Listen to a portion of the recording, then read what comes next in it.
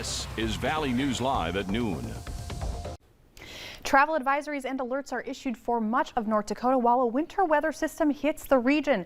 Snow pummeled the region early this morning, causing near zero visibility on the roads. The Minnesota State Patrol reported a crash early this morning north of Barnesville in Clay County, where a car went across both lanes of traffic and hit the ditch. Authorities say the driver couldn't see the road because of the wind, and no one was hurt in that crash. Let's take a look at North Dakota road conditions. It's an improvement over this morning, but as you can see, the roads in the metro have scattered snow drifts. The video here shows just how bad it got in the early morning hours. Some of the roads still have scattered ice, and that is reported around Valley City and Jamestown, so make sure you're taking a lot of extra time there. And it may improve as you head west, but of course check the Valley News Live weather app for information on that. The northern and eastern counties are still in a travel alert or no travel advised. Now in Minnesota, the DOT and Highway Patrol lifted the no travel advisory on several highways in northwest Minnesota, but of course still a blizzard warning. So let's go over to Lisa Green for your Valley News Live Storm Team forecast.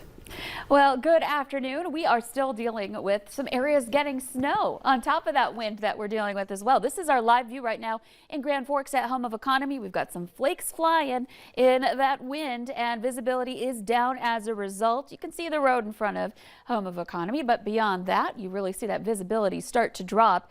And here's a look at the radar. You can see some light snow coming down in eastern Grand Forks County, basically going down Highway 2 toward Crookston at this point in time.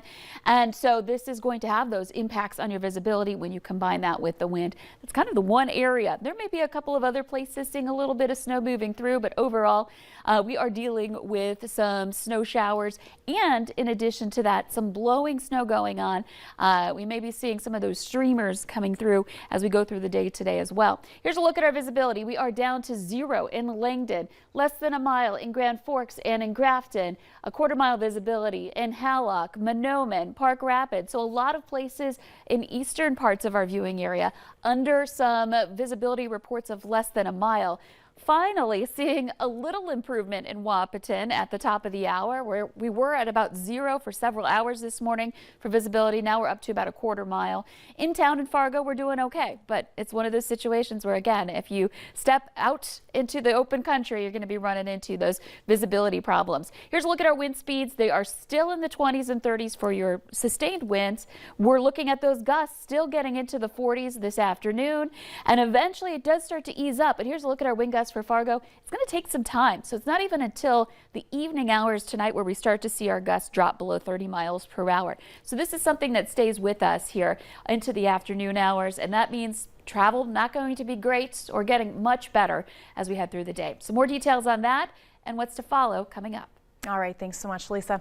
Prosecutors say the former Brooklyn Center, Minnesota police officer who was convicted of killing Dante Wright should face a sentence above the state's guidelines.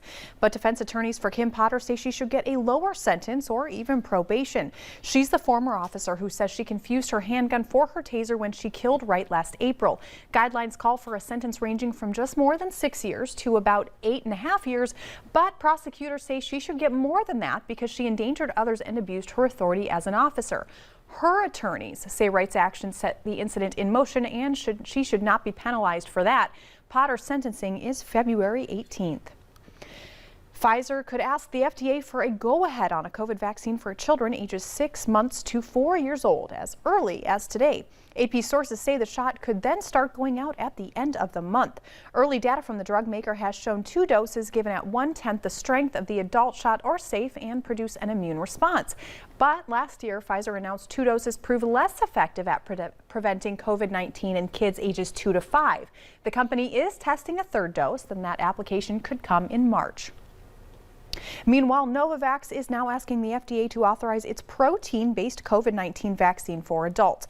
The vaccine is already available for use in at least 170 countries, but not in the U.S. If cleared for emergency use here, it would provide an alternative to the popular mRNA-based shots from Pfizer, biotech, and Moderna. The FDA is expected to take several weeks to review the application. Novavac CEO Stanley Eric has said the vaccine could be authorized by U.S. regulators as early as February. Now, Domino's is offering a carry-out credit amid an ongoing shortage of delivery drivers. The restaurant chain is granting customers a $3 credit through the end of May if they choose carry-out or over delivery. Now, the carry-out tips promotion applies to purchases of $5 or more made online through the Domino's app. Customers can earn and redeem up to 1 carry-out tip per day. It's now official. The GOAT, the greatest of all time, Tom Brady, is retiring. Brady made his announcement in an Instagram post this morning. Sources close to Tom Brady say the 7-time Super Bowl champion is calling it a career at the age of 44 rather. Goodness. Brady won the MVP award 3 times in a record-setting professional career that lasted 22 years. He also helped the New England Patriots win 6 Super Bowl titles. Over his career, Brady set records for the most touchdowns and playoffs wins, records unlikely to ever be broken again. And it was fun while it lasted, but today may more appropriately be called Call It Quits Day, according to a new one poll survey. It takes the average American 32 days to break a New Year's resolution. So the first day of February signals the time when people say sayonara to New Year's goals, and more than 2 in 3 said they didn't even last that long.